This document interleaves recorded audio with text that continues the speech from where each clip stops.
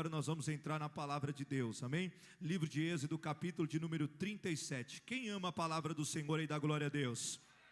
Então que Deus abençoe, amém? Em nome de Jesus, eu peço toda a atenção da igreja possível, em nome de Jesus Cristo, amém? Os pequeninos, aleluia, eu sei que eles se movimentam, falam deles, não tem problema. Eu tenho problema sempre com os pequeninos maiores, amém? Esses são os problemas, mas hoje tem uma solução. Eu estou com segurança ali fora, ali, que está só pegando os nomes essa manhã, amém? E aí vai ser forte na terra. Livro de Êxodo, capítulo de número 37, em nome de Jesus. Quem está encontrando aí, dá glória a Deus.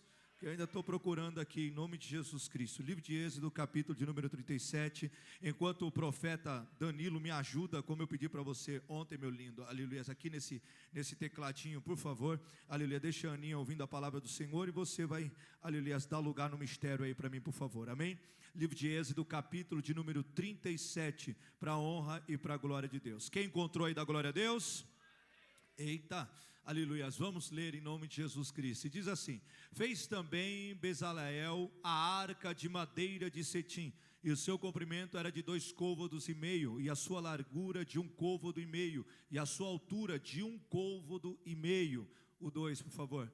E abriu-a de ouro puro, aleluias, e cobriu-a de ouro puro por dentro e por fora, e fez-lhe uma coroa de ouro ao redor. E fundiu-lhe 4 argolas de ouro, e dos seus 4 cantos, num lado 2, e do outro lado 2 argolas. E fez varais de madeira de cetim, e os cobriu de ouro, o 5. E meteu as varas pelas argolas aos lados da arca, para levar a arca, aleluias. E fez também de ouro puro o propiciatório, e o seu comprimento era de 2,5 côvados, e a sua largura de 1,5 côvado. E fez também 2 querubins de ouro, de obra batidos fez, e das 2 extremidades do propiciatório, o 8, um querubim a uma extremidade desta banda, e outro querubim a outra extremidade da banda, do mesmo propiciatório. Fez sair os querubins das extremidades deles, aleluia. O versículo 9: e os querubins estendiam as asas por cima, cobrindo com suas asas o propiciatório, e os seus rostos estavam defronte um do outro. Os rostos dos querubins estavam virados para o propiciatório, amém? Feche os teus olhos por um instante, por favor. Senhor Deus, poderoso Pai, querido e amado Senhor, eu te agradeço por esta palavra, que o Senhor possa manifestar do teu poder e da tua glória, Senhor, sobre as nossas vidas, que o Senhor possa, meu Deus, aleluias, entrar sobre este coração, meu Pai, que já está quebrando.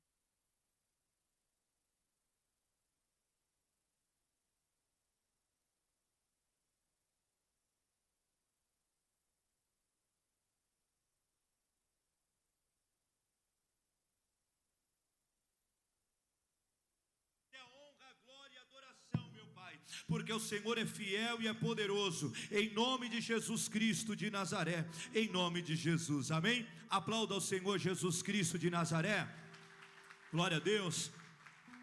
Irmãos, eu preciso que você preste muita atenção nessa palavra, porque ela começa no Velho Testamento e termina no Novo Testamento em Cristo Jesus. É bem simples a palavra do Senhor, mas eu preciso que você preste muita atenção. O texto que nós lemos agora vai falar de um item muito importante, aleluias, amém? De um item muito importante que Deus, aleluias, pediu para que o homem fizesse. O projeto não era da terra, o projeto era dos céus. O Senhor, aleluias, aqui onde nós lemos, o Senhor dá uma ordem, e esta ordem era para construir uma arca, chamada Arca da Aliança, ou a Arca do Concerto.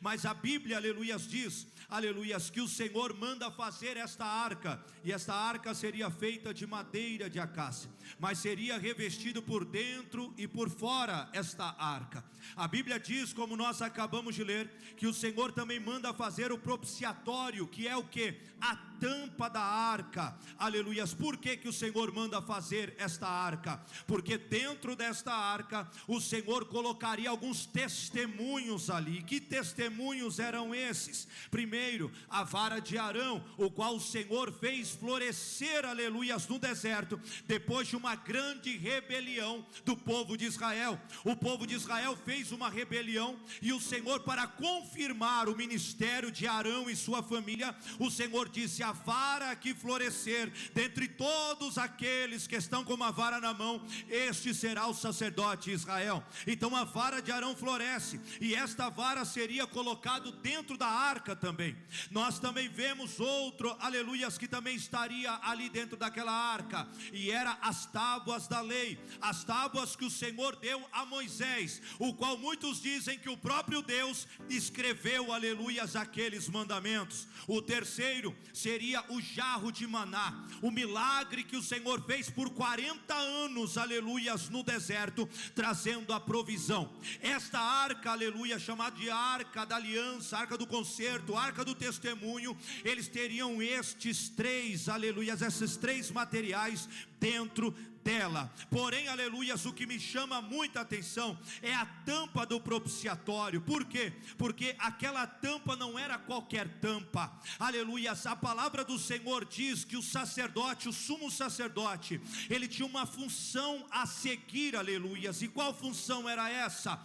Todo dia do perdão, chamado Yom Kippur, este sumo sacerdote deveria, aleluias, matar um animal fora, aleluias, do tabernáculo, pegar o sangue daquele animal, entrar para o lugar do santo, e sobre esta tampa deveria aspergir o sangue. Isso significa, todo o povo receberia o perdão por causa daquele sangue que estava sendo derramado em cima daquela tampa. Em Números 16 diz que o Senhor visitaria aquele lugar, o Senhor, aleluia, visitaria aquele propiciatório, e aquele sangue expiaria todo o pecado daquele povo que ali está. Então nós vemos que a arca não era só para colocar algo dentro, mas era a manifestação de Deus sobre aquele lugar. E uma das principais funções daquela arca era representar a presença de Deus sobre esta terra.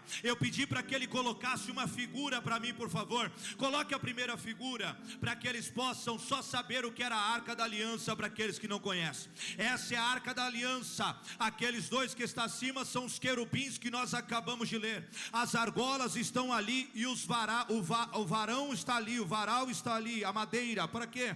Porque o sacerdote pegava um de um lado, o outro do outro, um de um lado, o outro do outro, e carregava esta arca por onde tinha que carregar. Mas isso era a função do sacerdote.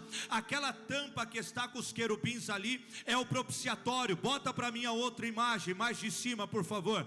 Ali está o propiciatório, tá vendo? Aqueles dois querubins com a asa ali era aspergido o sangue, e a Bíblia diz que o Senhor visitava aquele propiciatório pela expiação dos pecados que o sumo sacerdote fazia.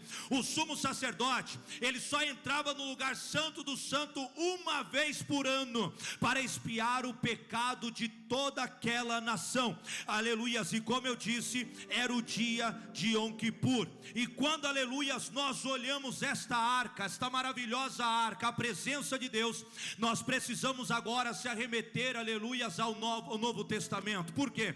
Porque hoje nós possuímos uma arca, sim ou não? Hoje nós possuímos uma arca, sim ou não? Você sabe como é o nome desta arca? Aleluias. A arca que eu estou dizendo não é Pedro, não é João, não é Tiago, não é Maria, não é Expedito, não, irmão. A arca que eu estou dizendo, aleluias, é aquele que é o verbo, aquele vivo, aleluia, aquele que deixou a glória, aquele que pisou na terra. Eu vou continuar até você entender. Nós temos uma arca hoje, e esta arca tem nome, e o nome dele está sobre todo o nome. Você já sabe quem é. Mas quem é ele, pastor? Você sabe quem é? É aquele que é senhorio, aquele que é Senhor, aquele que é Salvador, aquele que é o alfa, o ômega, o princípio e o fim. Sabe quem é ele? É Jesus Cristo de Nazaré. A nossa arca é Jesus Cristo de Nazaré. Jesus é a nossa arca fiel. Oh, glória a Deus, aleluia.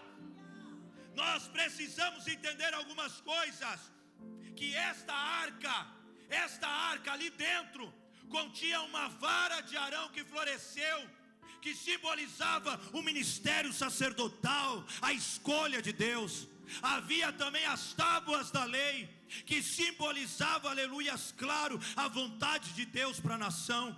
Também tinha o maná, como eu disse, um jarro de maná, que simbolizava o milagre de Deus sobre esta terra. Só que essa arca, quando Nabucodonosor invadiu a Judá, essa arca desapareceu. Alguns dizem, aleluias, que alguém escondeu essa arca para proteger. Outros dizem que Nabucodonosor, ele levou esta arca. Alguns dizem que Salomão deu, aleluias, a rainha de Sabá esta arca. Mas, aleluias, ninguém sabe onde ela foi parar. Esta arca, aleluia, simbolizava a presença de Deus, porém o povo não valorizou e acabou perdendo esta presença. Escute o que eu vou te dizer. Esta arca no Velho Testamento, essa arca da aliança, era uma peça muito importante para Israel. Mas Israel foi deixando esta arca de lado, não foi mais valorizando essa arca. E de repente, aleluias, uma arca que era tão poderosa, o qual Deus visitava na expiação dos pecados, Deus se manifestava dentro do lugar santo do santo, perdeu toda a utilidade. Isso aqui virou um mero amuleto. E nós vemos, aleluias, o livro de Samuel, que um dia, aleluias, o povo estava numa guerra. Os filhos, aleluias, de Eli, Ofni e Finéias, pegaram esta arca e levaram para a batalha, mas já não representava a presença de Deus para eles. Deus continuava sendo Deus, mas eles não amavam mais a presença, eles não valorizavam mais a presença. E quando esta arca foi para a batalha, sabe o que aconteceu? O exército perdeu a batalha, e principalmente essa arca foi roubada. Essa arca foi porque não valorizou a presença da arca, a presença de Deus que estava manifestada. Todas as vezes que nós não valorizamos as coisas de Deus, o diabo rouba Deus de nós. Todas as vezes que nós não valorizamos a presença de Deus, o diabo ele tira, aleluia, a alegria de estar na casa do Senhor. E sabe o que aconteceu? Eles roubaram esta arca e todo Israel ficou desesperado, mas não tinha poder. Só tem poder para quem valoriza a presença de Deus, para quem valoriza a presença de Jesus. Então Jesus não é um amuleto, isso aqui não é um amuleto, é a manifestação do poder dele sobre esta terra. Quem está entendendo isso aqui, dá glória a Deus. Só que a Bíblia diz que esta arca é roubada pelos filisteus, e eles olharam aquela arca, e olha como que é, o diabo às vezes, ele cuida das coisas santas muito mais do que os crentes que estão nas igrejas, porque ele olhou e disse: essa arca não é nossa, mas não pode ficar em qualquer lugar.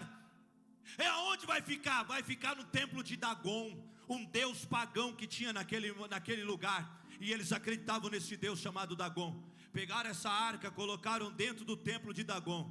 Parecia que essa arca não servia mais para nada, parecia que era só, aleluia, um caixote de madeira revestido com ouro.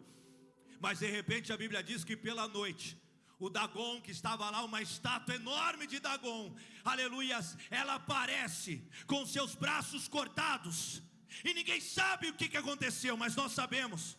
A arca ainda tinha poder, era o povo que não valorizava o poder de Deus que estava sendo manifestado através desta arca. A Bíblia diz que de repente Dagon, ele cai com seu rosto em terra, e todos atribuem que esta arca estava manifestando o poder de Deus sobre aquele templo. Nós vemos, aleluias, que aquele povo é ferido porque havia roubado esta arca. Era manifestação de Deus, aleluias, por causa daquela arca que estava naquele lugar. O povo estava desvalorizando a presença de Deus, o povo estava desvalorizando a graça de Deus, mas Deus estava mostrando: eu ainda tenho poder, eu ainda tenho poder nos céus e na terra, para revelar ao meu povo que eu sou o Senhor, que cuida, que zela, aleluias, que levanta, que exalta, que abate o inimigo e que dá vitória para o seu povo. Quem está entendendo isso aqui, dá glória a Deus. Eles desvalorizaram a presença, e a Bíblia diz que que agora, aleluias, esta arca é devolvida para Israel. Eles devolvem a presença para Israel. E a Bíblia diz, aleluias, que essa arca chega numa casa, e essa casa de Abinadab, e essa casa passa por muitos anos aquele lugar, e não tem manifestação nenhuma naquela casa. Sabe por quê? Porque estava cuidando da arca de qualquer maneira, e para eles também era um caixote de madeira revestido com ouro. Difícil é quando aquilo que é santo começa a se tornar normal para a tua vida. E difícil é quando um culto como esse, aleluias, você está no meio dele já não vendo a hora de ir embora para casa. Mas ainda existe uma geração ainda na igreja, uma geração que valoriza a presença de Deus, que valoriza o poder de Deus, a glória de Deus, e que entende que o Senhor, aleluias, é dono de tudo e dono de todos. Eles foram, aleluias, e deixaram na casa de Abinadab, e muitos anos se passaram lá.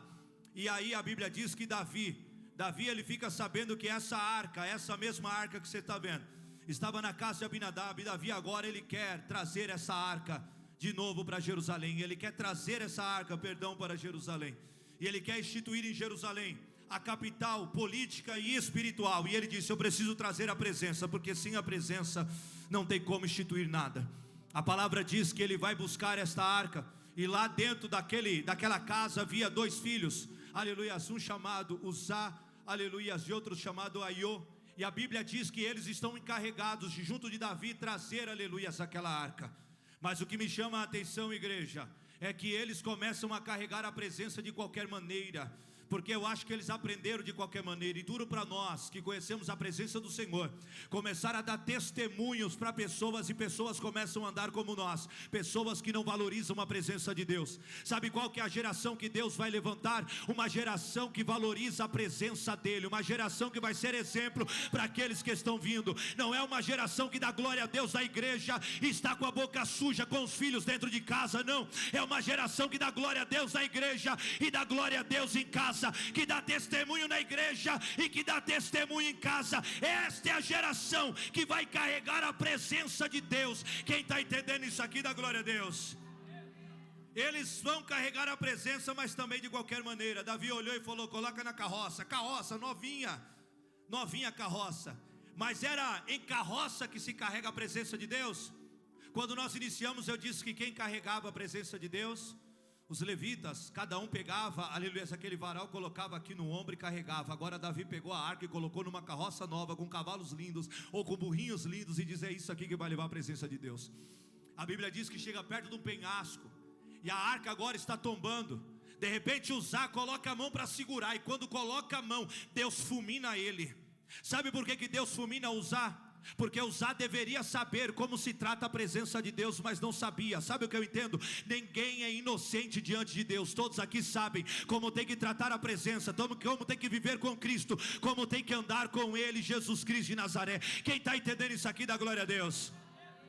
Eu não sei se você é como uma geração que está aí, que quer servir a Jesus como eles querem, da maneira deles. Eu oro quando eu quero, eu busco quando eu quero, eu vou para a igreja quando eu quero, eu leio a Bíblia quando eu quero. Você, irmão, não será mais inocente diante de Deus.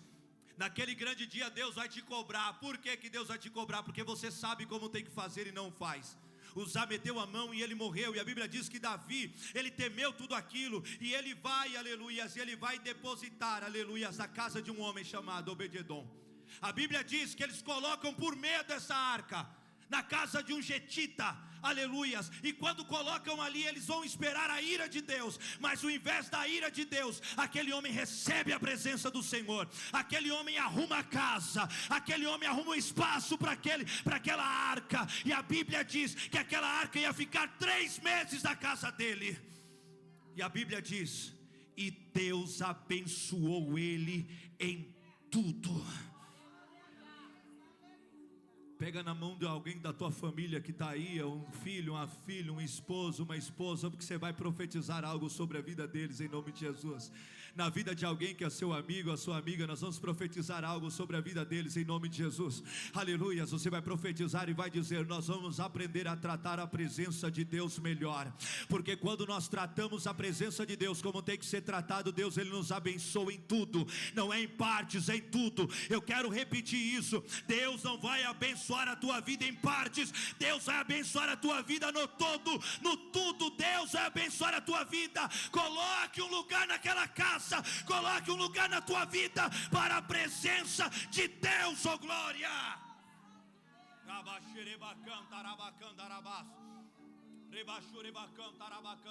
Levanta a mão de alguém que é da sua família aí, com cuidado, aleluia.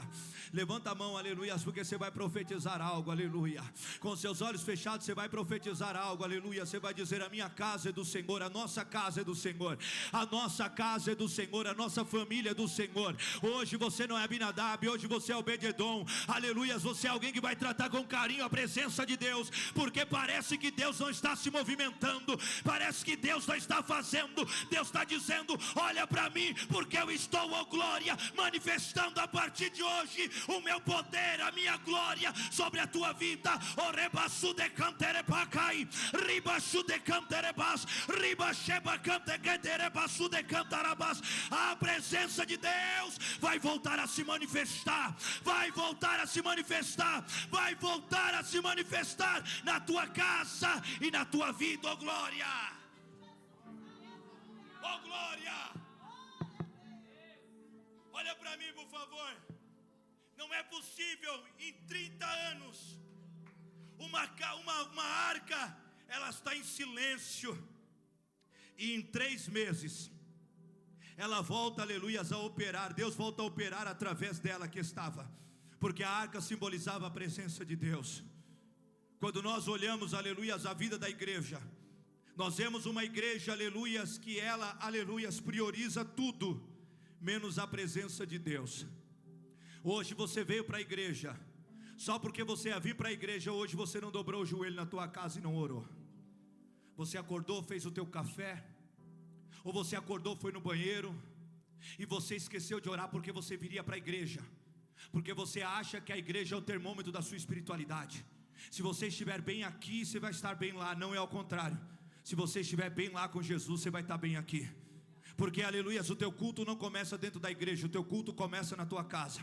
Você levantou hoje o grupo de louvor, aleluias, ou alguém aqui disse: fala para o Senhor, declara o teu amor para o Senhor. E você começou a dizer: Jesus eu te amo, Jesus eu te amo. Ontem eu escutei a mesma coisa, diga para Ele que o ama. Eu olhei para o Senhor e disse: Senhor, eu já disse isso para o Senhor praticamente o dia inteiro, mas eu vou dizer de novo que eu te amo. Então alguém deixa para dizer que o ama dentro da igreja, e quer que Ele se manifeste na tua casa e na tua vida. Sabe o que o Senhor está dizendo? Hoje estou levantando uma geração, oh glória, que não vai precisar alguém mandar. Você já sabe o que tem de dizer, o que tem que falar, como tem que se portar.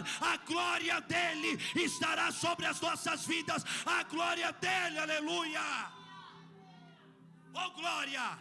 Vivemos num tempo que priorizamos tudo, e priorizamos trabalho, priorizamos, aleluias, financeiro, priorizamos, aleluias, os filhos, priorizamos tudo, mas não priorizamos a presença de Deus na nossa vida, e nós queremos que Deus ele mude. Sabe o que eu trago para você?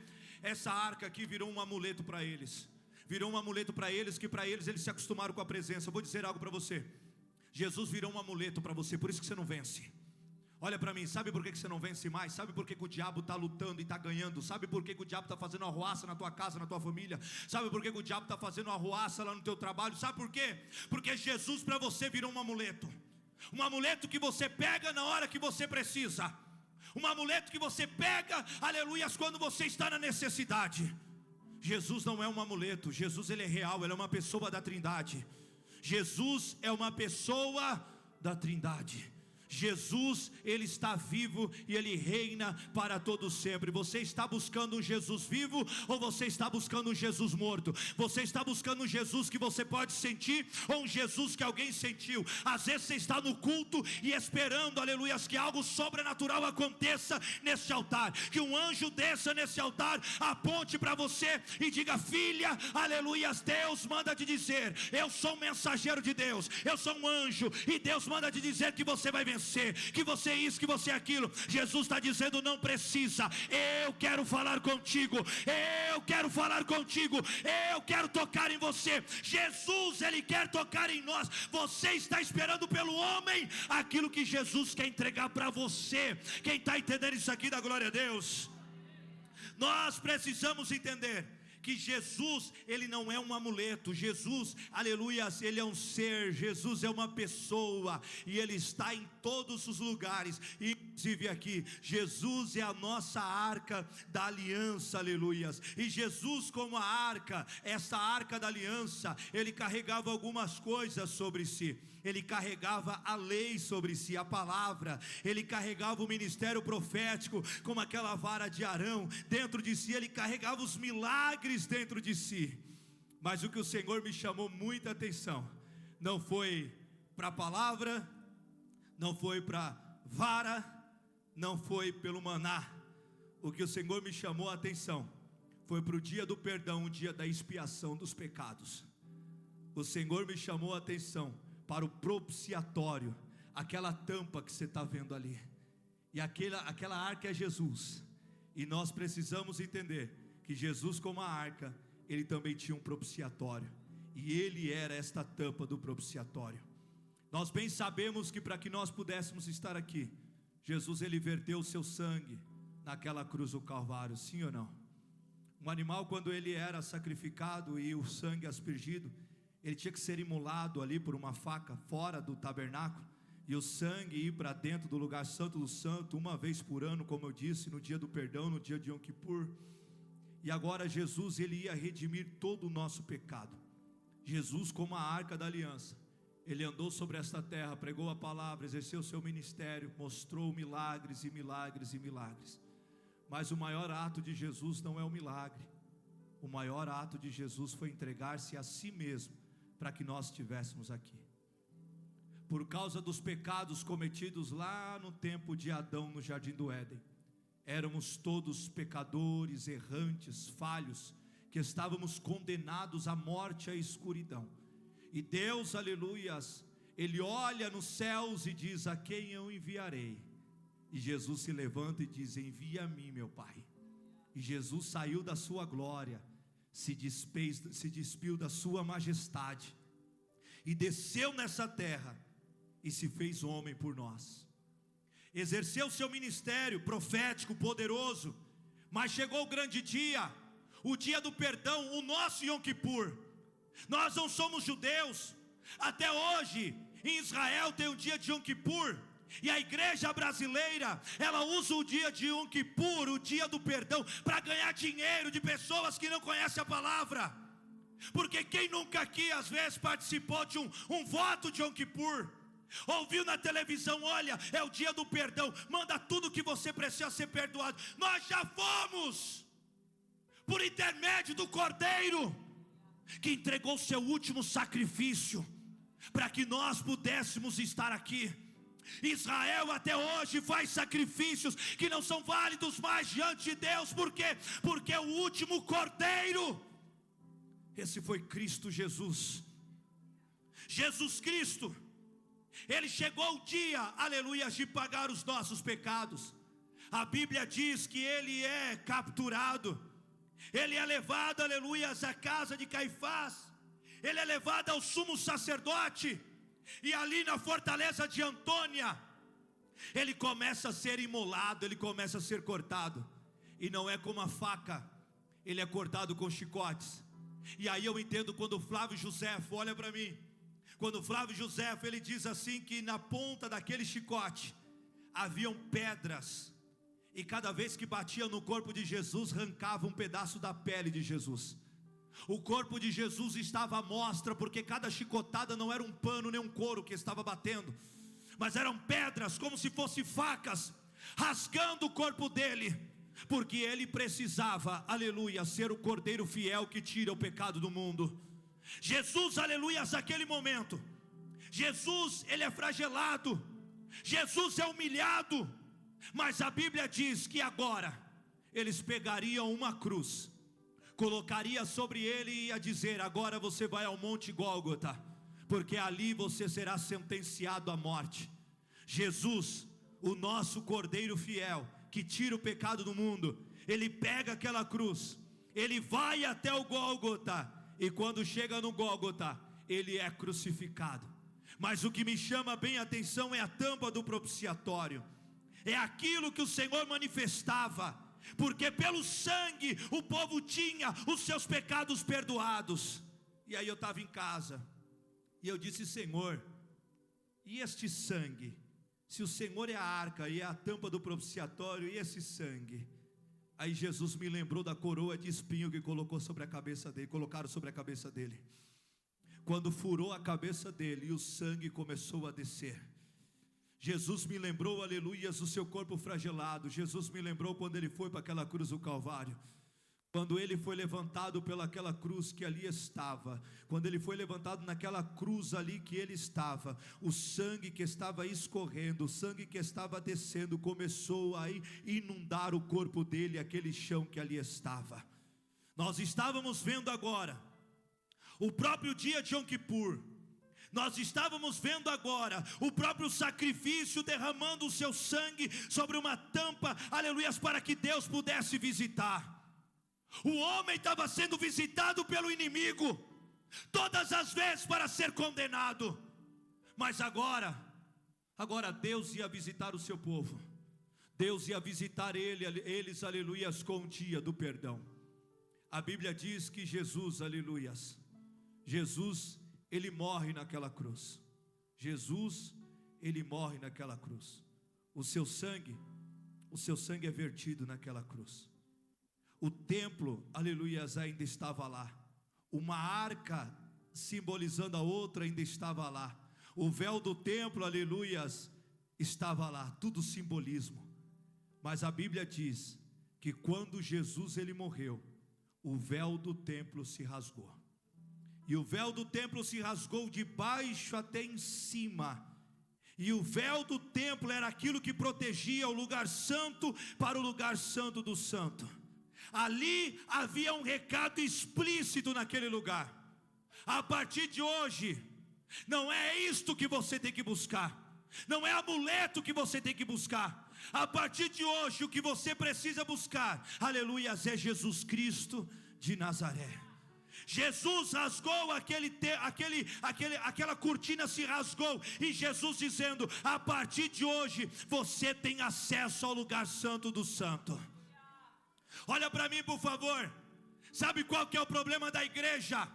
É esperar alguém espiritual para fazer a tua parte. O véu se rasgou. Jesus pagou o preço na cruz. O sangue de Jesus, ele foi, aleluias, colocado sobre o propiciatório. E o dia do perdão, aleluia, chegou para mim e para você. E nunca mais nós precisaremos fazer outro sacrifício. Nunca mais precisamos matar galinha. Nunca mais precisa matar bode. Nunca mais precisa matar animal. Por quê? Porque o sangue de Jesus pagou os nossos pecados. O preço foi pago através do sangue do Cordeiro fiel, aleluia, chamado Jesus Cristo, oh glória. E aí eu olho para você e eu vejo você fazendo de Jesus como se fosse um amuleto, alguém que eu busco a qualquer momento ou a qualquer hora que eu quero. Não é você mais que vive, é Jesus que vive em você. Você já imaginou, meu querido e minha querida, que Jesus, aleluias, ele podia não ter se entregado e você ter herdado a morte, mas Jesus escolheu passar tudo isso como um homem, pagar o preço de sangue sobre o propiciatório, para que nós pudéssemos entender que o sangue está acima de tudo. Dentro daquela arca tinha uma vara, dentro daquela arca tinha um maná, simbolizando o milagre, dentro daquela arca tinha as tábuas, e Jesus, aleluias, ele vem dizer para nós: o sangue é muito maior do que tudo isso. Se você veio para a igreja, aleluias, e só vive um momento, quando alguém está pregando a palavra, você está vivendo, aleluias, um momento infeliz ainda. Se você, aleluias, o que te deixa feliz, aleluias, é apenas os milagres, você continua sendo aquele que é mais infeliz dentro desse lugar. Se você é aquele, aleluias, que olha, aleluias, o sacerdócio diz: eu tenho um sacerdócio, mas não aceitou Jesus ainda, você vive uma vida infeliz ainda. Porque o maior de tudo é o sangue. É o sangue que foi vertido sobre aquela arca, para que nós pudéssemos ter vida e nós termos ela em abundância. Quando nós olhamos esta arca, ela é um símbolo daquilo que já foi, mas Jesus, aleluias, quando olhamos para Ele, é um símbolo daquilo que é atual, é do hoje, é do agora. E Jesus, aleluias, Ele derramou seu sangue por mim e por você, e o que você tem entregado para Ele? Às vezes você veio aqui na igreja, e eu não vou ficar com essa palhaçada de pregador, porque você está ouvindo uma palavra que às vezes não queria ouvir. Olha para mim, vocês são visitantes, me perdoem, mas eu não estou nem aí para isso, porque eu não estou aqui para pregar o que você quer. Eu preciso ser um mensageiro de Deus e dizer para você: Jesus é real, e Ele vai voltar, e Ele quer levar você para o céu, para a eternidade. E se você não estiver preparado, Ele não vai te levar. Jesus ama a tua vida, e por isso que eu estou aqui hoje, não para te agradar, para dizer que Ele fez o último sacrifício. Não tem umbanda, não tem quimbanda, não tem candomblé, não tem sangue de galinha, não tem sangue de bode. O que tem é o sangue do Cordeiro, que foi vertido naquela cruz do Calvário. Glória! Como que pode uma geração que, quando as coisas apertam, vai para a igreja, e se na igreja não der certo, vai jogar tarô, búzios, vai para umbanda, vai pedir passe, vai pedir para fazer trabalho? Que evangelho é esse? Que quando as coisas não dão certo, eu quero um segundo plano. Com Jesus não tem segundo plano, com Jesus só tem um plano, e o plano foi feito naquela cruz do Calvário. O plano perfeito para Jesus. Um bando de gente que vem para a igreja e fica com um pé na igreja e um pé na macumba. Sai de lá, irmão. Por isso que a geração de hoje não está ganhando esses chamados pai de santo e mãe de santo. Por quê? Porque você que era para ser crente, você é frouxo. Você que era para ser crente, crer em Deus, não crê. Mas está se levantando uma geração do sangue do Cordeiro. Uma geração que não precisa de muito para ver a glória de Deus descer. Deus continua, aleluia, em cima do propiciatório. Deus continua se revelando sobre o propiciatório. O Senhor está dizendo: eu continuo me revelando segundo o Cordeiro, segundo o sangue de Jesus. E estamos aqui pelo sangue do Cordeiro. E o sangue do Cordeiro ainda tem poder, oh glória. Nós vamos fazer com que o sangue de Jesus, ele volte a ter poder na tua vida, na tua casa e na tua família. Nós vamos ver uma semana como essa, pessoa sendo liberta. Se prepara, aleluia, porque Deus vai voltar a se manifestar através do Cordeiro fiel que tira o pecado do mundo. Você vai começar a ver coisas sobrenaturais essa semana. Se eu fosse você, eu levantava a tua mão. Sabe por quê? Porque eu estou dizendo que pelo sangue, aleluia, pelo sangue Deus está visitando o seu povo. Esta semana será uma semana de milagre, porque o nome de Jesus será ecoado, o nome de Jesus será declarado, o nome de Jesus será decretado, e demônios vão ter que cair por terra, oh glória. Escuta isso. Nós precisamos compreender que através do sangue do Cordeiro, através de Jesus, o Senhor voltará a se manifestar sobre a tua vida. Nós seremos da geração de Obed-Edom. Nós seremos da geração, aleluia, que trata a presença de Deus com carinho. E o Senhor manifesta do seu poder através, aleluias, do sangue do Cordeiro. Se coloca de pé, eu quero fazer uma oração por você. Se coloca de pé, eu quero fazer uma oração por você, em nome de Jesus Cristo de Nazaré. Aleluia. Oh glórias. Eu não sei se você vai sair daqui constrangido, mas eu vou sair daqui constrangido. Vou sair daqui, aleluias, querendo ser mais crente do que eu sou. Porque, aleluia, você não está valorizando Jesus como tem que valorizar. Você não está andando com Jesus como tem que andar. Aí eu fico olhando uns caras pálidas, eu fico olhando as pessoas, aleluias, que ficam nos cultos, aleluias, que a palavra entra aqui, sai aqui, não entra aqui. Por isso que a tua vida com Jesus continua do mesmo jeito. Não vai precisar, aleluias, alguém dizer assim: fala para Jesus que você o ama. Você já vai ter falado isso antes de chegar aqui. Quem aqui falou para Jesus hoje que o ama antes de chegar aqui? Levanta a mão, por favor. Amém. E amanhã esse povo que não levantou a mão para Jesus, será que vai acordar de manhã e vai dizer como nós sempre falamos: Jesus, oh glória, eu te amo, Jesus. O que seria de mim, como foi louvado aqui, sem a tua presença, Jesus? Eu quero dizer para você que essa manhã nós estamos aqui para que possamos entender que a arca do concerto foi roubada, mas a presença de Jesus não. A arca da aliança foi tirada, aleluias, mas a presença de Jesus não. Jesus continua no meio da sua igreja dizendo: eu paguei o preço naquela cruz do Calvário.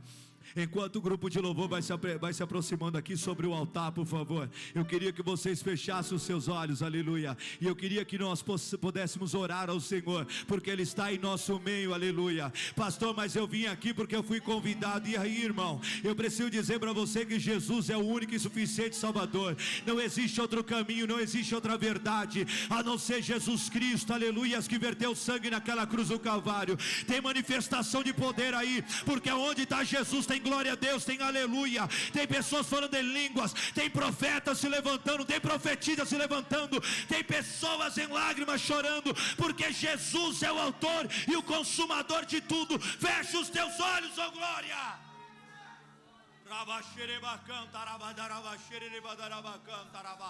Recandereba suriba candereba choreba cantereba cantereba recantereba choreba cantaraba daraba choreba cantaraba recantaraba xereba daraba choreba daraba cantaraba cantaraba recantereba choreba cantaraba cantaraba daraba xereba cantaraba oh recantaraba daraba xereba daraba daraba xereba daraba cantaraba recantereba choreba cantaraba daraba xereba cantaraba.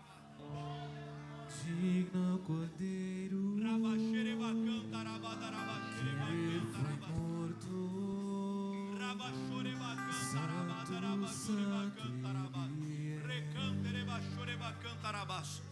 Senhor, com a tua nuvem de glória, Senhor, inunde este lugar com a tua nuvem de glória, não é com a minha. Com a sua nuvem de glória, Jesus Cristo, toca sobre esse coração, sobre esta vida que está perdida, esta vida que está cansada, essa vida que está oprimida. É somente pelo sangue, Jesus, nós estamos aqui, somente pelo Senhor nós estamos aqui, Jesus. Ai, tocando nesses homens, estas mulheres, Jesus. O Senhor, aleluia, é a arca fiel, Jesus. O Senhor é a arca fiel, Jesus. O diabo quer roubar esta arca, quer roubar a tua presença da igreja, roubar a tua presença deste povo, mas não vai roubar, Jesus, porque nós valorizamos a tua presença, Jesus, ó glória. Sobre o trono dos céus,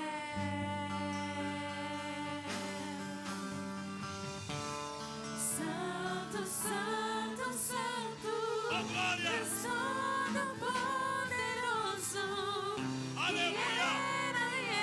e há de vir. Sim, Jesus, eu te amo, Jesus. Sim, nós te amamos, Jesus, te amamos, Jesus. Te amamos, Jesus, tu és santo, tu não é amuleto, tu não é, aleluia, qualquer